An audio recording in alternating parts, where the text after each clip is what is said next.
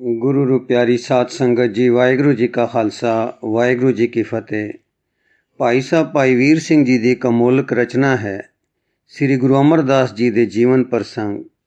आओ उसका अगला भाग सरवण करने की कोशिश करिए जी। पंजवा है एक पांडा व्रत। गोइंदवाल गुरु नानक दी जोत उवें काम कर रही है जिवें करतारपुर ते खडूर करदी होंदी सी। एक दिन साहिब दिन ढले तक ब्यासा किनारे बैठे रहे। छन उवें छाई खली सी। कदे कदे इत्थे गुरु जी बैठदे सन। सूरज अस्ते आप नगरी नूं मुड़े। दो त्रै सिख नाल सन। एक थां जरा खड़े होए सन कि एक गंगा दा पांडा जोड़ के सामने खड़ो गया। हे गुरु, हे जगत गुरु, आ गया भंग दा दोख माफ। मैं लंगर तो अन्न खादे बिना दर्शन कर लए हन, पर खिमा दे सागर अज एकादशी नूं मैं व्रत धारी हां। अन्न पावां तां अपने धर्म तो डिगदा हां। कल द्वादशी है, पर उमुक दी तिथि नहीं। मेरा व्रत कल भी उपारण नहीं होना, परसों मैं टुरना है। सो अज ही दर्शन करन दी ढीठता कर लई है, खिमा करनी। सतगुरु हस पए ते बोले, पंडियां वाली चतराई वरत लई ने। चंगा, दर्शन मेले हो गए, कोई कम? पांडा, बस एहो बेनती है गुरु साहिब कि वर्ण आश्रमी मर्यादा कासनू भंग हो रही है आप दे द्वारे, जो धर्म दे रक्षक हो।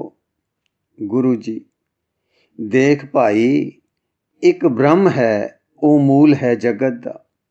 उस दे असले तो सारी उत्पत्ति होंदी है। सो सारे जीव एक पिता ब्रह्म तो उपजण करके इक्को जे हन। ਇਹ ਤਾਂ ਮਨੁੱਖ ਦੇ ਅੰਦਰਲੇ ਦੀ ਜੀਵਤ ਹਿੱਸੇ ਦੀ ਏਕਤਾ ਹੈ, ਜਿਸ ਵਿੱਚ ਫਰਕ ਕੋਈ ਨਹੀਂ। ਫਿਰ ਦੇਹ ਜੋ ਹੈ ਸੋ ਤੱਤਾਂ ਤੋਂ ਬਣੀ ਹੈ, ਕਿਸੇ ਦੀ ਦੇਹੀ ਵਿਲੱਖਣ ਤੱਤਾਂ ਤੋਂ ਨਹੀਂ ਬਣੀ। ਇੱਕੋ ਹੀ ਤੱਤ ਦੇਹ ਦਾ ਕਾਰਨ ਹਨ। ਇੱਥੇ ਵੀ ਤੁਲਤਾ ਹੋਈ, ਘੱਟ ਵੱਧ ਕੁਛ ਨਾ ਲੱਭਾ। ਜਿਵੇਂ ਘੁਮਿਆਰ ਭਾਂਡੇ ਘੜਦਾ ਹੈ, ਉਹ ਇੱਕੋ ਮਿੱਟੀ ਤੋਂ ਘੜਦਾ ਹੈ। ਸੋ ਫਰਕ ਜੇ ਕਿਤੇ ਹੈ ਤਾਂ ਦੱਸੋ ਜਾਤ ਦਾ ਭਿੰਨ ਭੇਦ ਮੂਲ ਵਿੱਚੋਂ ਸਮਝੀਏ। ਪਾਂਡਾ, ਸਤਿਗੁਰ ਜੀਓ, ਕੀ ਫਿਰ ਜਗਤ ਜੀਵਾਂ ਵਿੱਚ ਫਰਕ ਕੋਈ ਨਹੀਂ ਹੈ? ਗੁਰੂ ਜੀ, ਹੈ। ਉਹ ਹੈ ਕਰਮਾਂ ਦਾ ਫਰਕ। ਇਹ ਜੀਵ ਕਰਮ ਕਰਕੇ ਆਪ ਨੂੰ ਉੱਚਾ ਨੀਵਾਂ ਕਰਦਾ ਹੈ। ਕਰਮਾਂ ਤੋਂ ਸੁਭਾਅ ਬਣਦੇ ਹਨ। ਕਰਮ ਕਰਕੇ ਹੀ ਜੀਵ ਬੰਦਾਇਮਾਨ ਹੁੰਦਾ ਹੈ। ਕਰਮ ਤੋਂ ਛੁਟਕਾਰਾ ਸਤਿਗੁਰੂ ਦੁਆਰਾ ਹੁੰਦਾ ਹੈ। ਜਾਤੀ ਭੇਦ ਨਾਲ ਛੁਟਕਾਰਾ ਨਹੀਂ ਹੁੰਦਾ। ਤੂੰ ਵੀ ਇਹ ਫਰਕ ਛੋੜ ਦੇ। ਜਾਤ ਦਾ ਫਰਕ ਗਰਭ ਵਿੱਚ ਲੈ ਜਾਂਦਾ ਹੈ ਉੱਚ ਜਾਤੀਆਂ ਨੂੰ, ਤੇ ਨੀਵੇਂ ਕਰ ਦਿੰਦਾ ਹੈ ਨੀਵੀਂ ਜਾਤੀਆਂ ਦੇ ਮਨਾਂ ਨੂੰ। ਜਨਮ ਕਰਕੇ ਤੂੰ ਬ੍ਰਾਹਮਣ ਹੈ, ਪਰ ਇਹ ਜਨਮ ਮਾਤਰ ਦਾ ਬ੍ਰਾਹਮਣ ਪੁਣਾ ਤੈਨੂੰ ਮੋਖ ਪ੍ਰਦਾਤਾ ਨਹੀਂ ਹੋਣ ਲੱਗਾ। ਮੁਕਤੀ ਪ੍ਰਾਪਤ ਬ੍ਰਾਹਮਣ, ਹਾਂ ਅਸਲੀ ਬ੍ਰਾਹਮਣ ਤੂੰ ਤਦ ਹੀ ਹੈ ਜਦ ਤੂੰ ਬ੍ਰਹਮ ਨੂੰ ਪਛਾਣ ਲਵੇਂ। ਬ੍ਰਹਮ ਗਿਆਨ ਪਾਏ ਬਿਨਾ ਕੋਈ ਬ੍ਰਾਹਮਣ ਨਹੀਂ, ਚਾਹੋ ਜਨਮ ਕਰਕੇ ਕਿਸ ਜਾਤ ਦਾ ਹੋਵੇ। ਇਹ ਉਪਦੇਸ਼ ਸਤਿਗੁਰ ਨੇ ਇੱਕ ਸ਼ਬਦ ਵਿੱਚ ਵੀ ਉਚਾਰਨ ਕੀਤਾ ਹੈ, ਜੋ ਐਂ ਹੈ। ਰਾਗ ਭੈਰੋ ਮਹੱਲਾ ਤੀਜਾ, ਚੋਪ ਦੇ ਕਰ ਪਹਿਲਾ। ਏਕ ਓਂਕਾਰ सतगुर प्रसाद। जात का गर्भ न करियो कोई, ब्रह्म बिंदे सो ब्राह्मण होई। जात का गर्भ न कर मूर्ख गवारा, इस गर्भ ते चले बहुत विकारा। रहाओ, चारे वर्ण आखे सब कोई, ब्रह्म बिन ते सब ओपत होई। माटी एक सगल संसारा, बोबित भांडे घड़े कुमारा। पंच तत् मिल देही का आकारा, घट वत को करे बिचारा। कहत नानक ए जियो करम बंद होई, बिन सतगुर भेटे मुकत ना होई। फिर सतगुर जी बोले, पंडिता सच दस कि तू ब्रह्म नूं बिंदिया है। पांडा चुप हो गया, सोची पै गया। आखण लगा, सच पुछांदे हो, सच बड़ा कठिन है। सच सच ये है कि ब्रह्म ज्ञान पढ़िया हाँ, पर ब्रह्म पछाणिया नहीं। तुसां सच क्या है? शास्त्रां विच भी लिखिया है, ਬ੍ਰਹਮ ਜਾਣਨੇ ਕਰਕੇ ਬ੍ਰਾਹਮਣ ਹੁੰਦਾ ਹੈ। ਬ੍ਰਹਮ ਵਿੱਚ ਬ੍ਰਹਮ ਇਵ ਭਵਤੀ। ਪਰ ਚੁੱਪ ਰਿਹਾ ਕੁਝ ਚਿਰ ਪਾਂਡਾ, ਫਿਰ ਬੋਲਿਆ, ਇੱਕ ਹੋਰ ਪ੍ਰਾਰਥਨਾ ਕਰ ਲਵਾਂ। ਸਤਿਗੁਰ ਮੁਸਕਰਾਏ ਤੇ ਬੋਲੇ, ਕਹੋ ਪੰਡਤ ਜੀ। ਪਾਂਡਾ, ਇਹ ਜੋ परमात्मा ਦੀ ਪ੍ਰਾਪਤੀ ਹੈ, ਬ੍ਰਤ ਇਸ ਵਿੱਚ ਸਹਾਈ ਵਸਤੂ ਹੈ। ਆਪਨੇ ਇਹ ਵੀ ਨਹੀਂ ਜਾਰੀ ਰੱਖੇ। ਦੇਖੋ ਅੱਜ ਇਕਾਦਸ਼ੀ ਹੈ, ਵਿਸ਼ਨੂੰ ਦਾ ਦਿਨ ਹੈ। ਅੱਜ ਦਾ ਬ੍ਰਤ ਕੀਤਾ ਬੜੇ ਪੁੰਨ ਫਲ ਵਾਲਾ ਹੈ। ਕੱਲ ਦੁਆਦਸ਼ੀ ਹੈ, ਇਹ 52 ਅਵਤਾਰ ਦਾ ਦਿਨ ਹੈ। 9ਵੀਂ ਦੀ ਤਿਥ ਦੇਵੀ ਦਾ ਦਿਨ ਹੈ। 10ਵੀਂ ਤਿਥੀ ਦਿਗਪਾਲਾਂ ਦਾ ਦਿਨ ਹੈ। ਮਹਾਰਾਜ ਤਾੜੀ ਮਾਰ ਕੇ ਹੱਸੇ ਤੇ ਉਸ ਵੇਲੇ ਉਚਾਰ ਹੋਇਆ ਮਹੱਲਾ ਤੀਜਾ। 9ਵੀਂ ਨੇਮ ਸੱਚ ਜੇ ਕਰੈ, ਕਾਮ ਕ੍ਰੋਧ ਤ੍ਰਿਸ਼ਨਾ ਉਚਰੈ। 10ਵੀਂ ਦਸੇ ਦੁਆਰ ਜੇ ਠਾਕੈ, ਏਕਾਦਸ਼ੀ ਏਕ ਕਰ ਜਾਣੈ। ਦੁਆਦਸ਼ੀ ਪੰਜ ਵਸਗਤ ਕਰ ਰਾਖੈ, ਤਉ ਨਾਨਕ ਮਨ ਮਾਨੈ। ਐਸਾ ਵਰਤ ਰਹੀਜੈ ਪਾਂਡੈ, ਹੋਰ ਬਹੁਤ ਸਿੱਖ ਕਿਆ ਦੀਜੈ। ਸਾਰੰਗ ਕੀ ਵਾਰ ਮਹੱਲਾ ਤੀਜਾ।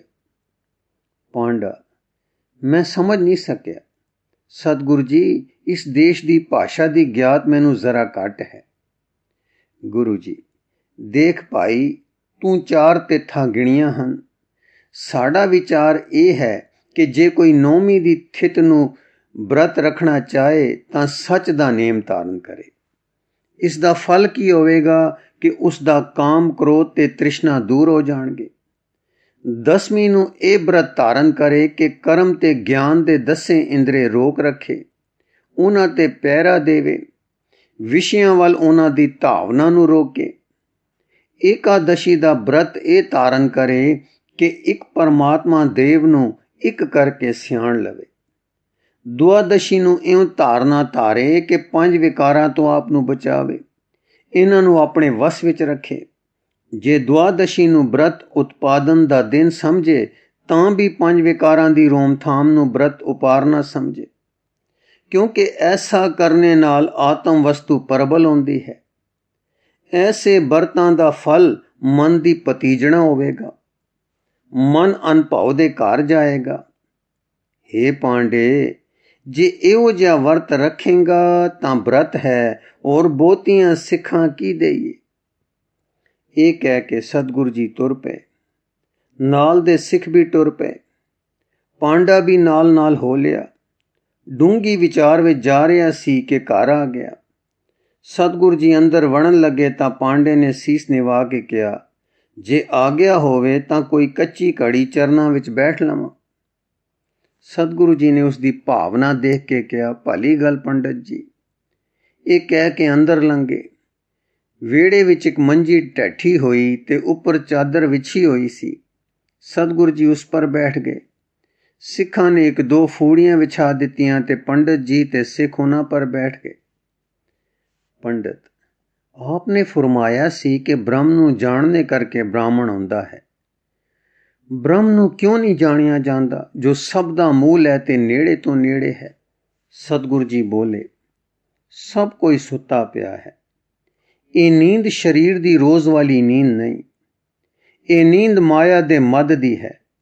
ਇਸ ਨੀਂਦ ਤੋਂ ਜੋ ਜਾਗਦਾ ਰਹੇਗਾ ਤਾਂ ਉਹ ਚਾਹੇ ਕੋਈ ਹੋਵੇ, ਕਿਸੇ ਜ਼ਾਤ ਭੇਖਦਾ ਹੋਵੇ, ਉਹ ਜਾਣੇਗਾ ਬ੍ਰਹਮ ਨੂੰ। ਉਹ ਆਪਣਾ ਆਪ ਲੁਟਾ ਕੇ ਕੰਗਲਾ ਨਹੀਂ ਹੋ ਜਾਏਗਾ। ਪਾਂਡਾ, ਕਿਵੇਂ ਮਾਇਆ ਦਾ ਮਦ ਚੜ ਰਿਹਾ ਹੈ? ਗੁਰੂ ਜੀ, ਮਾਇਆ ਦਾ ਮਦ ਹੰਕਾਰ ਦੀ ਸੂਰਤ ਲੈ ਕੇ ਚੜ੍ਹਦਾ ਹੈ। ਪਾਂਡਾ ਸੋਚ ਕੇ, ਕਿਵੇਂ ਜੀਓ? ਗੁਰੂ ਜੀ, ਇੱਕ ਵੰਡ ਹੈ ਭੇਖਧਾਰੀਆਂ ਦੀ, ਜੋਗੀ ਸੰਨਿਆਸੀ ਆਦਿ ਦੀ। ਇਹਨਾਂ ਨੂੰ ਆਪੋ ਆਪਣੇ ਭੇਖ ਦਾ ਹੰਕਾਰ ਹੈ ਕਿ ਮੇਰਾ ਭੇਖ ਜਾਂ ਦਰਸ਼ਨ ਜਾਂ ਮਤ ਵੱਡਾ ਹੈ, ਔਰ ਸਭ ਤੁੱਛ ਹਨ। ਇੱਕ ਵੰਡ ਹੈ ਖੱਤਰੀ ਬ੍ਰਾਹਮਣ ਵੈਸ਼ ਆਦਿ ਜਾਤੀ ਵੰਡ ਦੀ। ਪਹਿਲੀਆਂ ਉੱਚ ਜਾਤੀਆਂ ਜਾਤ ਦੇ ਉੱਚੇ ਹੋਣ ਦੇ ਹੰਕਾਰ ਵਿੱਚ ਹਨ।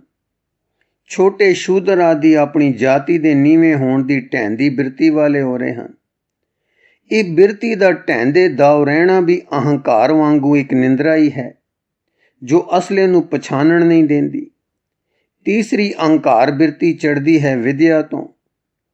ਪੰਡਤ ਤੇ ਵਿਦਵਾਨ ਲੋਕ ਵਿਦਿਆ ਪਾ ਕੇ ਜਾਗਰਤ ਵਿੱਚ ਨਹੀਂ ਆਉਂਦੇ, ਸਗੋਂ ਆਪਣੀ ਵਿਦਿਆ ਦੇ ਅਭਿਮਾਨ ਵਿੱਚ ਮਾਇਕੀ ਨੀਂਦ ਵਿੱਚ ਗਣੂੰਦ ਰਹਿੰਦੇ ਹਨ।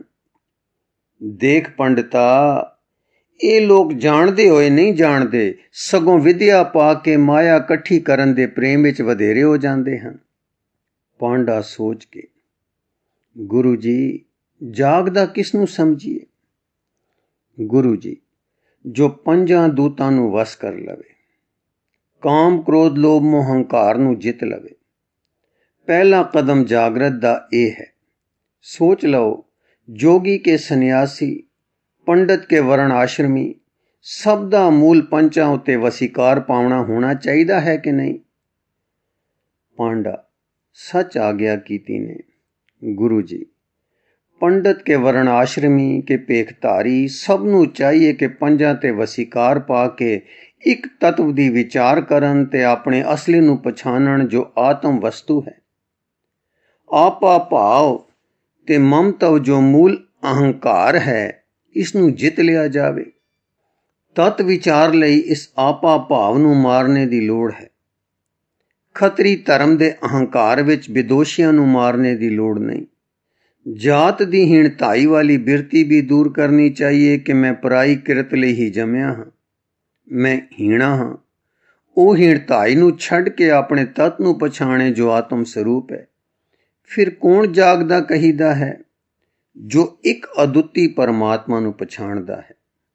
ਸੋ ਚੌਂ ਵਰਨਾਂ ਵਿੱਚ ਜੋ ਕੋਈ ਇਸ ਅਦੁੱਤੀ ਬ੍ਰਹਮ ਦੀ ਸਿਆਣ ਵਿੱਚ ਆ ਗਿਆ, ਉਹ ਜਾਗਦਾ ਹੈ। ਜਮਕਾਲ ਤੋਂ ਉਸ ਦਾ ਛੁਟਕਾਰਾ ਹੋ ਜਾਂਦਾ ਹੈ। ਇਸ ਅਵਸਥਾ ਨੂੰ ਪ੍ਰਾਪਤ ਹੋਇਆ, ਚਾਹੇ ਕਿਸੇ ਭੇਖ ਦਾ ਹੋਵੇ, ਕਿਸੇ ਵਰਣ ਦਾ ਹੋਵੇ, ਪੰਡਤ ਹੋਵੇ ਕਿ ਅਪੰਡਤ ਤੋਂ ਮੁਕਤ ਹੈ। ਹਾਂ ਪੰਡਤ ਜੀ, ਜਿਸ ਪੁਰਖ ਦੇ ਨੈਣਾਂ ਵਿੱਚ ਗਿਆਨ ਦਾ ਸੁਰਮਾ ਪੈ ਗਿਆ, ਉਹ ਜਾਗਦਾ ਹੈ, ਚਾਹੋ ਕੋਈ ਹੋਵੇ। ਪਾਂਡਾ ਸੁਣਦਾ ਸੁਣਦਾ ਨਿਹਚੇ ਦੇ ਘਰ ਆ ਗਿਆ। ਹੁਣ ਬਹੁਤ ਸ਼ਰਧਾ ਵਾਲੀ ਆਵਾਜ਼ ਵਿੱਚ ਬੋਲਿਆ, ਆਪਣੇ ਤਾਣ ਪੰਜ ਵਸ ਨਹੀਂ ਆਉਂਦੇ, ਆਪਣੀ ਵਿਦਿਆ ਤਤ ਵਿਚਾਰ ਵਿੱਚ ਨਹੀਂ ਲੈ ਜਾਂਦੀ, ਸਹਾਇਤਾ ਦੀ ਲੋੜ ਹੈ। ਸਤਿਗੁਰੂ ਜੀ, ਜਾਗ ਉਸੇ ਦੀ ਖੁੱਲਦੀ ਹੈ ਜੋ ਸਤਿਗੁਰ ਦੀ ਸੰਗਤ ਕਰਦਾ ਹੈ। ਉਹ ਪੰਜ ਦੂਤ ਵਸ ਕਰ ਲੈਂਦਾ ਹੈ, ਉਹੀ ਤਤ ਵਿਚਾਰ ਵਿੱਚ ਜਾਂਦਾ ਹੈ। ਪਾਂਡਾ ਸੱਚ ਫਰਮਾਇਆ ਨੇ। ਦੂਰੋਂ ਚੱਲ ਕੇ ਆਇਆ ਹਾਂ, ਚਰਨ ਸ਼ਰਨ ਰੱਖ ਲਓ ਤੇ ਜਾਗਰਤ ਬਖਸ਼ ਦਿਓ। ਸਤਿਗੁਰੂ ਜੀ ਇਸ ਵੇਲੇ ਇੱਕ ਖਾਸ ਨਜ਼ਰ ਨਾਲ ਚੁਬਾਰੇ ਵੱਲ ਤੱਕੇ ਤਾਂ ਬੱਲੂ ਸਮਝ ਗਿਆ। ਉਸਨੇ ਛੇਤੀ ਨਾਲ ਕੋਰਾ ਕਾਗਜ਼ ਤੇ ਕਲਮ ਦੁਆਤ ਅੱਗੇ ਲਿਆ ਰੱਖੀ। ਦਾਤਾ ਜੀ ਨੇ ਉਸੇ ਵੇਲੇ ਇਉਂ ਲਿਖਿਆ, ਪੈਰੋਂ ਮਹੱਲਾ ਤੀਜਾ। ਜੋਗੀ ਗ੍ਰਹੀ ਪੰਡਤ ਭੇਖਧਾਰੀ, ਏ ਸੂਤੇ ਆਪਣੇ ਅੰਕਾਰੀ। ਮਾਇਆ ਮਦ ਮਾਤਾ ਰਿਹਾ ਸੋਏ, ਜਾਗਤ ਰਹਿ ਨ ਮੂਸੈ ਕੋਏ। ਰਹਾਉ ਸੋ ਜਾਗੈ ਜਿਸ ਸਤਿਗੁਰ ਮਿਲੇ, ਪੰਚ ਦੂਤ ਉਹ ਵਸਗਤ ਕਰੈ। ਸੋ ਜਾਗੈ ਜੋ ਤਤ ਵਿਚਾਰੈ, ਆਪ ਮਰੈ ਅਵਰੈ ਨ ਮਾਰੈ। ਸੋ ਜਾਗੈ ਜੋ ਏਕੈ ਜਾਣੈ, ਪਰ ਕਿਰਤ ਛੋੜੈ ਤਤ ਪਛਾਣੈ। ਚੌਂ ਵਰਨਾਂ ਵਿੱਚ ਜਾਗੈ ਕੋਏ, ਜਮ ਕਾਲੇ ਤੇ ਛੂਟੈ ਸੋਏ। ਕਹਿਤ ਨਾਨਕ ਜਨ ਜਾਗੈ ਸੋਏ, ਗਿਆਨ ਅੰਜਨ ਜਾ ਕੀ ਨੇਤਰੀ ਹੋਏ। ਆਪ ਨੇ ਇਹ ਸ਼ਬਦ ਲਿਖ ਕੇ ਰੱਖ ਦਿੱਤਾ। ਬੱਲੂ ਨੇ ਕਾਗਜ਼ ਚਾਹਿਆ ਤੇ ਪੜ੍ਹਿਆ। ਸਵਾਦ ਆ ਗਿਆ ਤਾਂ ਸ਼ਬਦ ਰਹਾ ਬਣ ਕੇ ਉੱਚੀ ਸੁਣਾ ਦਿੱਤੋ ਸੂ। ਸੁਣਦੇ ਸਾਰ ਪੰਡਤ ਚਰਨੀ ਪੈ ਗਿਆ, ਨਾਮਦਾਨ ਲੈ ਕੇ ਕਿਰਤਾਰਥ ਹੋ ਗਿਆ ਤੇ ਦੋਹਾਂ ਸ਼ਬਦਾਂ ਦਾ ਉਤਾਰਾ ਕਰ ਲਿਆ ਸੂ। ਅਗਲੇ ਦਿਨ ਲੰਗਰ ਤੋਂ ਪ੍ਰਸ਼ਾਦ ਛਕ ਕੇ ਗੁਰੂ ਕਾ ਥਾਪੜਾ ਲੈ ਕੇ ਵਿਦਾ ਹੋਇਆ। ਸੂਚਨਾ, ਸ੍ਰੀ ਦਾਸੂ ਜੀ ਦਾ ਪ੍ਰਸੰਗ ਪਿੱਛੇ ਆ ਚੁੱਕਾ ਹੈ। ਇਹ ਪ੍ਰਸੰਗ ਬੰਸਾਵਲੀ ਨਾਮੇ ਆਦਿ ਦੇ ਆਧਾਰ ਤੇ ਹੈ। ਸੂਰਜ ਪ੍ਰਕਾਸ਼, ਮਹਿਮਾ ਪ੍ਰਕਾਸ਼ ਆਦਿ ਵਿੱਚ ਨਹੀਂ ਹੈ। ਪਰ ਸੂਰਜ ਪ੍ਰਕਾਸ਼ ਤੁਆਰੀ ਖਾਲਸਾ, ਸਵਾਨਾਏ ਉਮਰੀ, ਗੁਰੂ ਅਮਰਦਾਸ ਆਦਿ ਪੋਥੀਆਂ ਵਿੱਚ ਇੱਕ ਪ੍ਰਸੰਗ ਹੋਰ ਹੈ। ਉਹ ਦਾਤੂ ਜੀ ਗੁਰੂ ਅੰਗਦ ਦੇਵ ਜੀ ਦੇ ਦੂਜੇ ਸਾਹਿਬਜ਼ਾਦੇ ਜੀ ਸੰਬੰਧੀ ਹੈ। ਦੋਹਾਂ ਪ੍ਰਸੰਗਾਂ ਦੇ ਹੋਏ ਹੋਣ ਦਾ ਇੱਕ ਸਬੂਤ ਭਾਈ ਗੁਰਦਾਸ ਜੀ ਤੋਂ ਮਿਲਦਾ ਹੈ। ਉਹਨਾਂ ਦੇ ਇਸ਼ਾਰੇ ਮਾਤਰ ਲੇਖ ਤੋਂ ਦੋਹਾਂ ਦੇ ਇਤਿਹਾਸਕ ਵਾਕਿਆ ਹੋਣ ਦੀ ਪ੍ਰੋੜਤਾ ਹੋ ਜਾਂਦੀ ਹੈ। ਆਪ ਆਪਣੀ ਵਾਰ 26 ਦੀ ਪੌੜਵੀਂ 33 ਵਿੱਚ ਲਿਖਦੇ ਹਨ, ਮੰਜੀ ਦਾਸ ਬਹਾ ਲਿਆ, ਦਾਤੂ ਸਿਧਾਸਣ ਸਿਖਾਇਆ। ਭਾਈ ਜੀ ਨੇ ਇਸ ਪੌੜੀ ਵਿੱਚ ਸ੍ਰੀ ਗੁਰੂ ਨਾਨਕ ਦੇਵ ਜੀ ਦੇ ਪੁੱਤਰਾਂ ਤੋਂ ਲੈ ਕੇ ਸ੍ਰੀ ਗੁਰੂ ਰਾਮਦਾਸ ਜੀ ਦੇ ਪੁੱਤਰਾਂ ਦੇ ਸੰਖੇਪ ਜ਼ਿਕਰ ਕੀਤੇ ਹਨ, ਜਿਨ੍ਹਾਂ ਵਿੱਚ ਵਿਸ਼ੇਸ਼ ਜ਼ਿਕਰ ਗਤੀ ਦੀ ਬਰਾਬਰੀ ਕਰਨ ਵਾਲਿਆਂ ਦੇ ਹਨ। ਉਹਨਾਂ ਵਿੱਚ ਇੱਕ ਸਤਰ ਉੱਪਰਲੀ ਹੈ ਜਿਸ ਦਾ ਅਰਥ ਸਪਸ਼ਟ ਹੈ, ਤੇ ਟੀਕਾਕਾਰਾਂ ਨੇ ਵੀ ਇਹ ਕੀਤਾ ਹੈ ਕਿ ਦਾਸੂ ਜੀ ਨੂੰ ਉਹਨਾਂ ਦੇ ਸੰਗੀਆਂ ਸਲਾਹਗੀਰਾਂ ਨੇ ਗੱਦੀ ਤੇ ਬਹਾਲ ਦਿੱਤਾ ਤੇ ਦਾਤੂ ਸਿਧਾਸਣ ਸਿੱਖ ਕੇ ਆਇਆ, ਭਾਵ ਜੋ ਕਿਰਿਆ ਸਿੱਖ ਕੇ ਗੱਦੀ ਤੇ ਬੈਠਾ। ਗੋਇਆ ਦੋਹਾਂ ਪੁੱਤਰਾਂ ਦਾ ਗੱਦੀ ਦੇ ਲੈਣ ਦਾ ਪ੍ਰਯਤਨ ਵਿੱਚ ਜ਼ਿਕਰ ਹੈ। ਸਿਧਾਸਣ ਸਿੱਖ ਆਇਆ ਤੋਂ ਇਸ਼ਾਰਾ ਇਹ ਜਾਪਦਾ ਹੈ ਕਿ ਦਾਸੂ ਜੀ ਜਦ ਗੱਦੀ ਤੇ ਬੈਠੇ ਤਾਂ ਉਹਨਾਂ ਦਾ ਸਿਰ ਫਿਰ ਗਿਆ ਸੀ। ਮਾਤਾ ਜੀ ਨੇ ਦੱਸਿਆ ਸੀ ਕਿ ਲੋਕਾਂ ਦੇ ਪਾਪਾਂ ਦਾ ਭਾਰ ਚੁੱਕਣ ਦਾ ਫਲ ਹੈ। ਉਹ ਤਾਂ ਗੁਰੂ ਮਿਹਰ ਨਾਲ ਵੱਲ ਹੋ ਗਏ, ਪਰ ਦਾਤੂ ਜੀ ਨੇ ਯੋਗ ਮਾਰਗ ਦਾ ਸਿਧਾਸਣ ਸਿੱਖਿਆ ਜਾਂ ਸਿੱਧਾਂ ਦੇ ਆਸਣ ਸਿੱਖੇ। ਫਿਰ ਸਿੱਖ ਕੇ ਗੱਦੀ ਤੇ ਬੈਠਣ ਦਾ ਉਦਮ ਕੀਤਾ, ਜੋ ਉਸ ਯੋਗ ਸ਼ਕਤੀ ਨਾਲ ਲੋਕਾਂ ਦੀਆਂ ਮੁਰਾਦਾਂ ਪੂਰੀਆਂ ਕਰ ਸਕੇ। ਪਰ ਇਹਨਾਂ ਦੇ ਸਿਰ ਵਿੱਚ ਅਹੰਕਾਰ ਦੇ ਗੱਡੇ ਚੜ੍ਹ ਗਏ ਤੇ ਫਲ ਦੁਖੀ ਨਿਕਲਿਆ, ਗੁਰਿਆਈ ਨਾ ਕੀਤੀ ਜਾ ਸਕੀ। ਜਿਵੇਂ ਸ੍ਰੀ ਦਾਸੂ ਜੀ ਨੂੰ ਸਵਾਰਥੀ ਲੋਕਾਂ ਨੇ ਗੁਰਗੱਦੀ ਦੀ ਪ੍ਰਾਪਤੀ ਵਾਸਤੇ ਚੁੱਕਿਆ ਸੀ, ਤਿਵੇਂ ਦਾਤੂ ਜੀ ਨੂੰ ਵੀ ਸਵਾਰਥੀਆਂ ਨੇ ਹੀ ਚੁੱਕਿਆ ਸੀ। ਸ੍ਰੀ ਦਾਤੂ ਜੀ ਦਾ ਪ੍ਰਸੰਗ ਜੋ ਸੂਰਜ ਪ੍ਰਕਾਸ਼ ਆਦਿ ਤੋਂ ਮਿਲਦਾ ਹੈ, ਅਗਲੇ ਅੰਕ ਵਿੱਚ ਦਿੰਦੇ ਹਾਂ। 6ਵਾਂ ਹੈ ਸ੍ਰੀ ਦਾਤੂ ਜੀ। ਗੋਇੰਦਵਾਲ ਵਿੱਚ ਗੁਰੂ ਕੇ ਦੀਵਾਨ ਸਜਦੇ ਸਨ, ਲੰਗਰ ਚੱਲਦਾ ਹੈ, ਦੂਰ ਦੂਰ ਤੋਂ ਲੋਕੀ ਆ ਕੇ ਕਿਰਤਾਰਥ ਹੋ ਕੇ ਜਾਂਦੇ ਹਨ। ਕਵੀ ਸੰਤੋਖ ਸਿੰਘ ਜੀ ਇਉਂ ਲਿਖਦੇ ਹਨ, ਇਸ ਪ੍ਰਕਾਰ ਗੁਰ ਕੋ ਜਸ ਫੈਲਾ, ਸੁਨ ਸੁਨ ਆਏ ਦਰਸ ਹਿਤ ਗੈਲਾ, ਲੋਕ ਅਨੇਕ ਕਾਮ ਨਾ ਧਾਰੈਂ, ਸਭ ਪਾਵਤ ਜਬ ਰੂਪ ਨਿਹਾਰੈਂ, ਗ੍ਰਾਮ ਪੁਰਨ ਕੇ ਲੋਕ ਕਨੇਰੇ, ਆਵਤ ਦਰਸੈਂ ਭਾਗ ਬਡੇਰੇ, ਲਗੈਂ ਦੀਵਾਨ ਮਹਾਨ ਮਹੇਸ਼, ਸੰਗਤ ਨਿਤ ਪ੍ਰਤਾਏ ਵਿਸ਼ੇਸ਼, ਉਤਮ ਬ੍ਰਿੰਦ ਉਪਾਇਨ ਲਿਆਵੈਂ, ਅੰਗੀਕਾਰ ਨਾ ਹੋਏ ਹਟਾਵੈਂ, ਜੋ ਤੁਕ ਦੇਗ ਬਿਖੈ ਲਗ ਜਾਏ, ਗ੍ਰਹਿਣ ਕਰੇ ਸੋ ਨਰਗਨ ਖਾਏ, ਲੰਗਰ ਚਲੇ ਅਤੋਟ ਬਿਸਾਲਾ, ਹੋਮਨ ਲਗੇ ਪ੍ਰਾਤ ਹੀ ਕਾਲਾ, ਜਬੈ ਦਿਓਸ ਆਵੈ ਮਧਿਆਨ, ਤਬ ਸਤਗੁਰ ਪਹੁੰਚੈ ਹਿਤਖਾਨ, ਅੰਚੈ ਓਗਰਾ ਹੋਏ ਅਲੂਣਾ, ਸੋਭੀ ਤਨਕ ਉਦਰ ਰਹਿ ਊਨਾ, ਸੰਗਤ ਖਟ ਰਸ ਖਾਏ ਆਹਾਰਾ, ਮਦਰ ਤੁਰਸ਼ ਜੇ ਅਨਕ ਪ੍ਰਕਾਰਾ, ਤਬ ਤੇ ਲੰਗਰ ਬਰਤਤ ਰਹਿ, ਆਨ ਅਚੈ ਭੋਜਨ ਜੋ ਚਹੈ, ਨ ਕਿਸੂ ਅਟਕਾਰਨ ਹੋਏ, ਦੇਸ਼ ਵਿਦੇਸ਼ੀ ਲੈ ਸਭ ਕੋਏ, ਜੈ ਕੈ ਸੁਜਸ ਵਿਸਾਲ ਪ੍ਰਕਾਸ਼ਾ, ਸਿੱਖਿਆਨ ਮਨ ਮੈਂ ਹੋਤ ਉਲਾਸਾ। ਇਸ ਪ੍ਰਕਾਰ ਗੁਰੂ ਦੁਆਰੇ ਤੋਂ ਸਤਨਾਮ ਦਾ ਪ੍ਰਚਾਰ ਹੋ ਰਿਹਾ ਸੀ ਤੇ ਜਗਤ ਦਾ ਉਧਾਰ ਹੋ ਰਿਹਾ ਸੀ। ਖਡੂਰ ਵਿੱਚ ਸ੍ਰੀ ਦਾਸੂ ਜੀ ਤਾਂ ਹੁਣ ਤਜਰਬਾ ਕਰਕੇ ਚੁੱਪਚਾਪ ਸਨ, ਪਰ ਦਾਤੂ ਜੀ ਨੂੰ ਸਵਾਰਥੀ ਮਿੱਤਰ ਚੁੱਕਦੇ ਰਹਿੰਦੇ ਸਨ। ਇਸ ਲਈ ਦਾਸੂ ਜੀ ਦੇ ਤਜਰਬੇ ਮਗਰੋਂ ਦਾਤੂ ਜੀ ਨੇ ਆਸਣ ਜਮਾ ਕੇ ਬੈਠਣਾ ਤੇ ਪ੍ਰਾਣਾਯਾਮ ਕਰਨਾ ਸਿੱਖਿਆ, ਜਿਸ ਨਾਲ ਉਹਨਾਂ ਨੇ ਸਮਝਿਆ ਕਿ ਕਰਾਮਾਤੀ ਸ਼ਕਤੀ ਜਾਂ ਸਿੱਧੀ ਪ੍ਰਾਪਤ ਹੋ ਜਾਏਗੀ ਤੇ ਵਰ ਸਰਾਬ ਦੇ ਸਕਾਂਗੇ। ਸਿਧਾਸਣ ਇੱਕ ਪ੍ਰਸਿੱਧ ਯੋਗਿਕ ਆਸਣ ਦਾ ਨਾਮ ਹੈ, ਜਾਂ ਸਿੱਧਾਂ ਦੇ ਆਸਣ ਦੀ ਵੀ ਮੁਰਾਦ ਹੋ ਸਕਦੀ ਹੈ। ਇਹ ਉਹ ਆਦਰਸ਼ 8 ਜੋਗੀਆਂ ਵਾਲਾ ਸੀ ਜਿਸ ਨੂੰ ਗੁਰੂ ਨਾਨਕ ਦੇਵ ਜੀ ਨਾਪਸੰਦ ਕਰਦੇ ਤੇ ਉਹਨਾਂ ਨੂੰ ਮੁਕਤ ਮਾਰਗ ਦਾ ਉਪਦੇਸ਼ ਦਿਆ ਕਰਦੇ ਸੀ। ਯੋਗ ਦਰਸ਼ਨ ਵਿੱਚ ਸਿੱਧੀਆਂ ਦੀ ਪ੍ਰਾਪਤੀ ਲਈ ਤੀਸਰਾ ਇਤਿਹਾਸ ਸਹਾਰਾ ਦਿੱਤਾ ਹੈ। ਮੁਕਤੀ ਮਾਰਗ ਲਈ ਯੋਗ ਵੀ ਰਿੱਧੀਆਂ ਸਿੱਧੀਆਂ ਦਾ ਤਿਆਗ ਦੱਸਦਾ ਹੈ ਤੇ ਚੌਥੇ ਵਿੱਚ ਕੇਵਲ ਮੁਕਤੀ ਦੀ ਪ੍ਰਾਪਤੀ ਦਾ ਮਾਰਗ ਸਿਖਾਲਦਾ ਹੈ। ਪਰ ਪ੍ਰਭੂ ਦੀ ਮਾਇਆ ਐਸੀ ਹੈ ਕਿ ਮੁਕਤ ਮਾਰਗ ਵੱਲੋਂ ਅਟਕਾਰੇ ਪਾ ਪਾ ਕੇ ਆਪਣੀ ਲੁਭਾਏ ਮਾਨਤਾ ਵਿੱਚ ਕਿਵੇਂ ਨਾ ਕਿਵੇਂ ਅਟਕਾ ਲੈਂਦੀ ਹੈ, ਜਿਨ੍ਹਾਂ ਵਿੱਚੋਂ ਸਿੱਧੀਆਂ ਦੀ ਪ੍ਰਾਪਤੀ ਵੀ ਇੱਕ ਹੈ। ਕੁਛ ਐਵੇਂ ਦੀ ਗੱਲ ਜਾਪਦੀ ਹੈ ਕਿ ਕਰਮਕਾਂਡੀ ਤੇ ਵਰਣ ਆਸ਼ਰਮੀ ਲੋਕ ਵੀ ਖੁਣਸ ਕੇ ਘਰ ਵਿੱਚੋਂ ਦੁਫੇਟੇ ਪਵਾਉਂਦੇ ਸੀ। ਸੋ ਇੱਕ ਦਿਨ ਸ੍ਰੀ ਦਾਤੂ ਜੀ ਗੋਇੰਦਵਾਲ ਪਹੁੰਚੇ। ਸਮੇਂ ਦਾ ਦੀਵਾਨ ਸਜ ਰਿਹਾ ਸੀ। ਸ੍ਰੀ ਗੁਰੂ ਜੀ ਸਮਾਧ ਸਥਿਤ ਗੱਦੀ ਤੇ ਬਿਰਾਜ ਰਹੇ ਸਨ। ਰਬਾਬੀ ਕੀਰਤਨ ਕਰ ਰਹੇ ਸਨ। ਸੰਗਤ ਮਗਨ ਬੈਠੀ ਸੀ।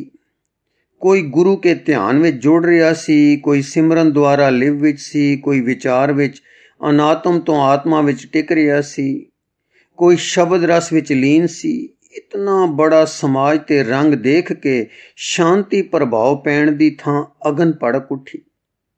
जिवें अणबुझ कली दे ठंडे वट्टे उत्ते ठंडे पानी दे पैण नाल अंदरली छुपी तपत भड़क उठदी है।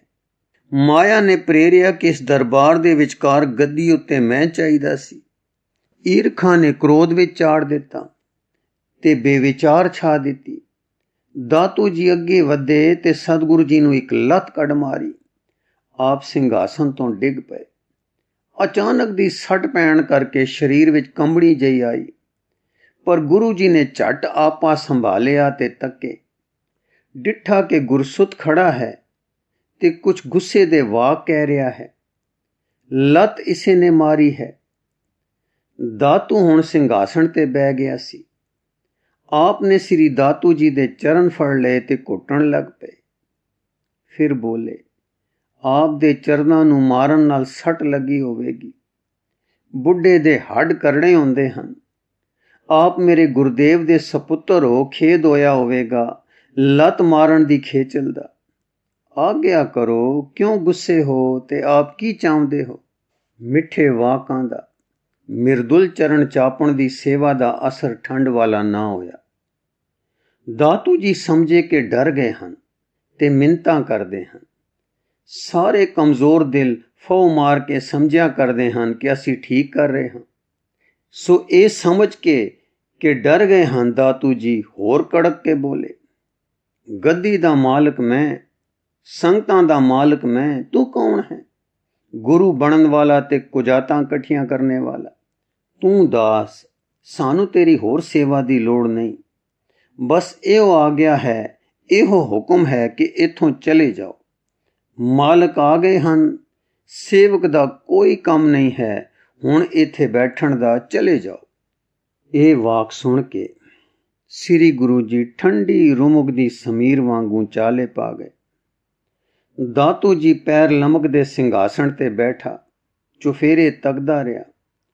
हुण सूरज डुब चुका सी ते हनेरा आ रहा सी। संगत पहलों तां चुपचाप बैठी गुरु जी दी अत्यंत निमरता नूं तकदी रही। कोई डरदा मारिया कुसकिया ना कि मतां धीरज दी अवधि गुरु जी साडे ते खफा होण के जद असां खिमा धारी सी तां तुसां खिमा क्यों ना धारी। हुण जद गुरु जी चले गए तां सिख संगतां एक एक दो दो करके उठ गईं। रबाबी पहलों ही उठ गए सन। अंत दीवान में सिंघासन पर दातू जी ते उदाले चार पंज नाल आए खोटे मंत्र पढ़ाउण ते चुक्कां देण वाले ही रह गए। कुछ देर बाद इन्हां ने रात खाण पीण ते सौण दा प्रबंध कीता। सवेरे इन्हां ने दीवान लगाया पर कोई सिख न आया।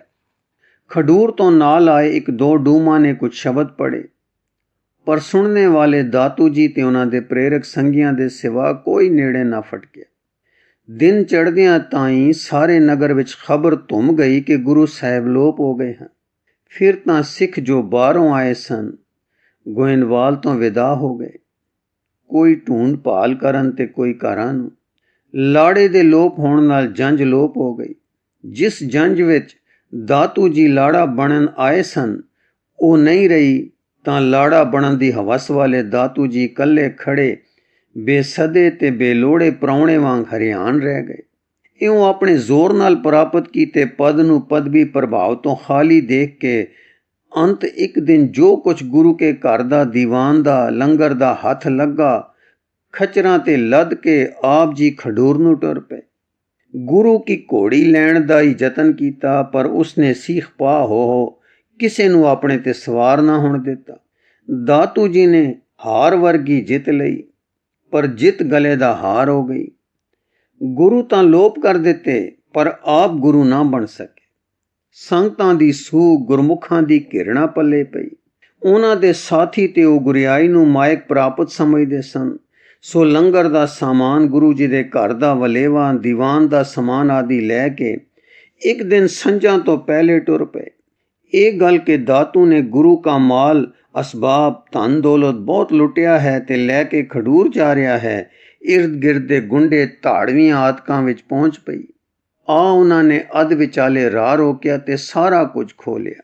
ਇਸ ਵੇਲੇ ਜੋ ਘੋਲ ਘੁਮੱਟਾ ਹੋਇਆ, ਦਾਤੂ ਜੀ ਦੇ ਪੈਰ ਤੇ ਡਾਢੀ ਸੱਟ ਲੱਗੀ। ਜਿਸ ਨੇ ਅਤ ਦਾ ਦੁਖੀ ਕਰ ਦਿੱਤਾ। ਇੱਕ ਭਰਾ ਨੇ ਸਿਰ ਵਿੱਚ ਖਫਕਾਨ ਦਾ ਦੁੱਖ ਚੱਲਿਆ ਸੀ, ਜੋ ਉਸਨੇ ਮਾਤਾ ਜੀ ਦੀ ਸੰਮਤੀ ਨਾਲ ਭੁੱਲ ਬਖਸ਼ਾ ਕੇ ਦੂਰ ਕਰ ਲਿਆ ਸੀ।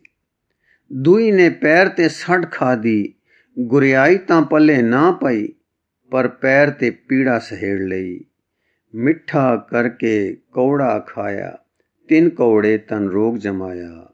ਮਹੱਲਾ ਪਹਿਲਾ। ਵਾਰ ਸਾਰੰਗ। ਗੁਰੂ ਰੂਪ ਪਿਆਰੀ ਸਾਧ ਸੰਗਤ ਜੀ, ਇਸ ਲਿਖਤ ਦਾ ਅਗਲਾ ਹਿੱਸਾ ਆਪ ਜੀ ਨੂੰ ਅੱਗੇ ਪੜ੍ਹ ਕੇ ਸਰਵਣ ਕਰਾਉਣ ਦੀ ਕੋਸ਼ਿਸ਼ ਕਰਾਂਗੇ ਜੀ।